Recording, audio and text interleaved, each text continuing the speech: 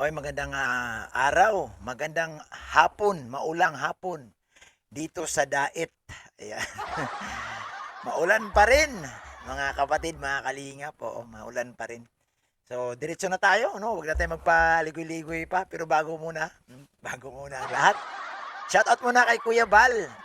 Kuya Bal, shoutout sa'yo. Ayan, no? Si Kuya Bal, Santos Matubang. Ayan, shoutout kay Kuya Bal. Kay Kalinga Prab, ayan.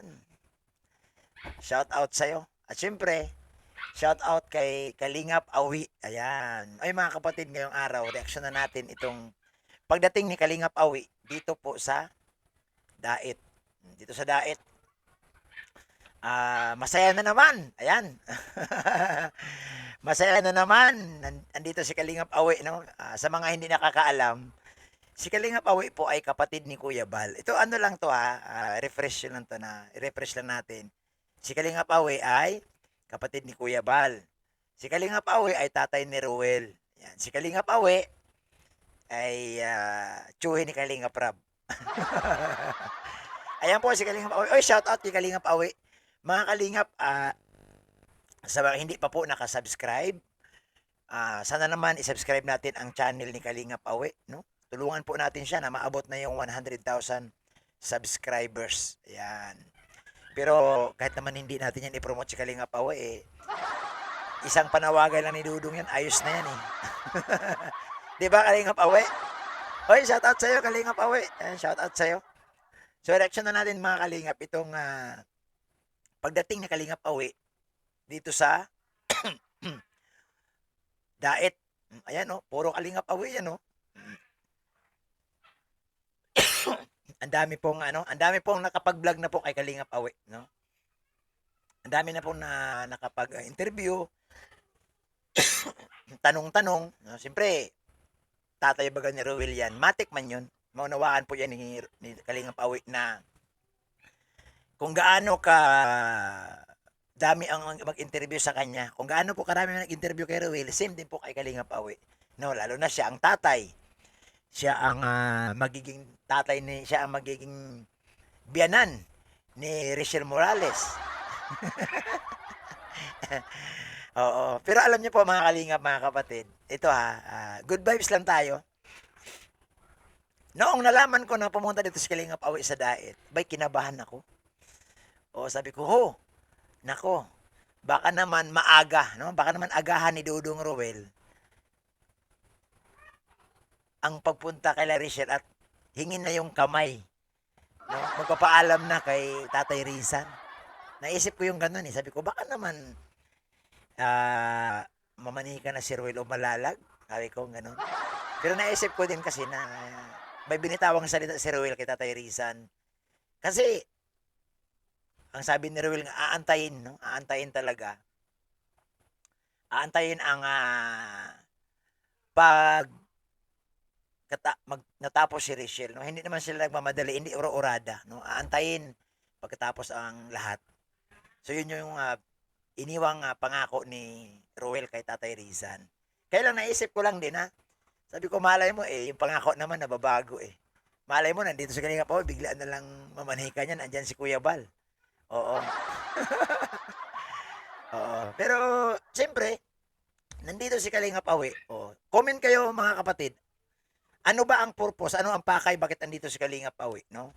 Ako ang nakikita ko, ito sa opinion ko lang po to mga Kalingap, mga taga-subaybay, mga minamahal. Ang opinion ko dito, nandito si Kalingap Awi para tingnan no, yung lupa ni Ruel Umalalag. Kasi ang alam ko, ang bulubalita, mukhang magpapagawa na ng bahay si Ruel Umalalag. No? So habang mainit pa si Dodong, habang kumikita pa ng husto, tama lang to. No, para sa akin ito opinion ko to. Tama tong ginawa ni Ruel. Napakatalino ni Ruel Umalalag. Nandito si Kalingap Awi para hindi mamanhikan. Baka yung iba dyan kilig na kasi mamanhikan. Hindi po. Nandito po para siyempre si Kalingap Awi multi talented na tao. Ang daming alam. Siya nga gumawa din sa bahay nila Kuya Bal yung pag-wielding. Ang dami niyang alam. Alam niyo po si Kalingap Awi, kahit sabihin natin ganyan-ganyan lang yan, no? May kapansanan. Pero tatalunin pa tayo sa abilidad. Marunong mag-wield. Alam mo yung truck? Ito, may iba lang tayo ha. Alam mo yung truck ni Kuya Bal?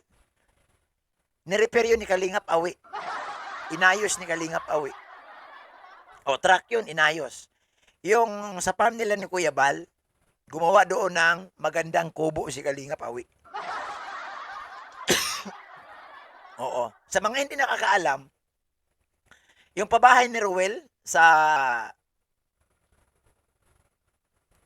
Davao, yung pabahay niya sa Davao, ang karpentero doon, ang leadman, ang foreman doon, si Kalingap Awi. Yung mga pabahay nila doon ng mga native house, si Kalingap Awi po. Kaya alam niyo po si Kalingap Awi, napakasipag, ang daming alam na trabaho. Hindi lang po yan isa, dalawa, lahat pinapasukan na ni Kalingap Awi. Ngayon nga, vlogger na din. Sobrang yung daming alam. Kaya pa simple-simple to si Kalingap Awi, mayaman din to eh.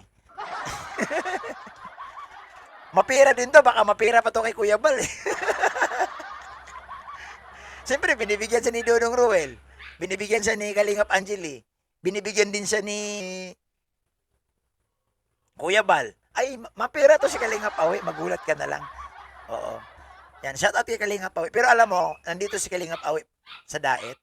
Sa opinion ko lang, para po siya ang supervise, no? Sa mga pabahay ni Ruel. Isa ito eh, sa nakikita ko lang ha. Kaya, ewan ko lang sa inyo mga viewers, comment kayo. Ano po ba ang pakay ni Kalingap Awi sa Daet? O, ano ang pakay ni Kalingap Awi? Kaya siya nandito. Bakit siya andito? Ako ang pakay niyan, tutulong to sa mga project ni Ruel kasi ang dami pong nakapila na pabahay ni Kalingap Ruel, ni Dodong Ruel. Tutulong yan si Kalingap Awi. At the same time, dahil andito na siya, syempre yung lupa ni Ruel, pinuntahan na nga nila eh. Gagawan ko pa yun na reaction. Susunod, abangan ninyo.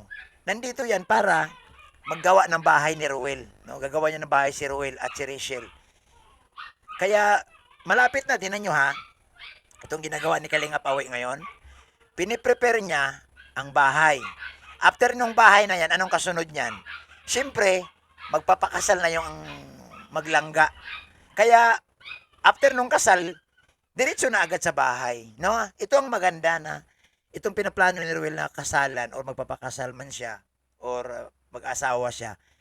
Hindi na siya mangungupahan pa. May bahay na siya. Isa yan sa nakikita ko, no? Na nandito sa Kalingap Awi ay i-supervise yung bahay na gagawin niya para kay Dudong doon sa lupa na nabili ni Dudong dito sa Daet. At siyempre po, makakatulong po siya sa mga project ni Ruel Umalalag. Matik yan. Ang laking bagay po pag andyan si Kalingap Awi. Kasi nga hindi na si Ruel mag-alala. Tatay niya yan eh. Sa Davao nga. O pag sabi ni Kalingap Awi, ganito bilhin na rin. O bibili materialis, bahala na po si Kalingap Awi dyan. Ang swerte ni Dudong Ruel kasi may tatay siyang hindi na gwapo, karpentero, mason, welder, lahat na. Lahat na. Sinalo na ni Kalingap Awi lahat ng talento na ibinuhos ng Diyos. Pero daw ka. Kahit sabihin natin may kapansanan yan, hindi mo basta-basta maano yan dahil kahit ganyan yan, daig pa ang taong walang kapansanan sa pagdating sa trabaho, pagdating sa talento. Kasi nga po, naging witness ako nito, no, na nandito sa bahay ni Kuya Bal. Daming alam. At ito pa, napakagaling pa nito magluto. Itong si Kalingap Awi. Magaling magluto, magaling maglitson. Pagdating sa mga litson-litson, siya ang ano nito eh, promotor. Si Kalingap Awi. Oo. Yan Kuya Bal. Naku, wala nang problema Kuya Bal. Pagdating sa litsonan, andyan si Kalingap Awi. May taga-litson na Kuya Bal, bilhin na lang tayong baboy. Oo, kasi nandyan si Kalingap Awi.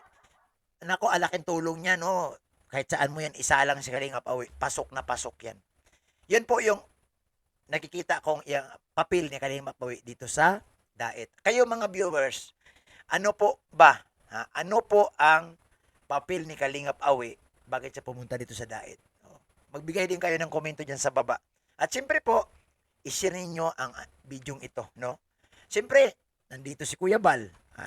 Kasama yan, sasama sa kay Kuya Bal. At pansin nyo po mga Kalingap, mga kapatid, nandito na sila ngayon. Si Kuya Brooks nandito. Si Kalingap Juna. Si Kalingap Awi. Si Ate Imi. Yan. Papunta, babakasyon din siguro sa Daet.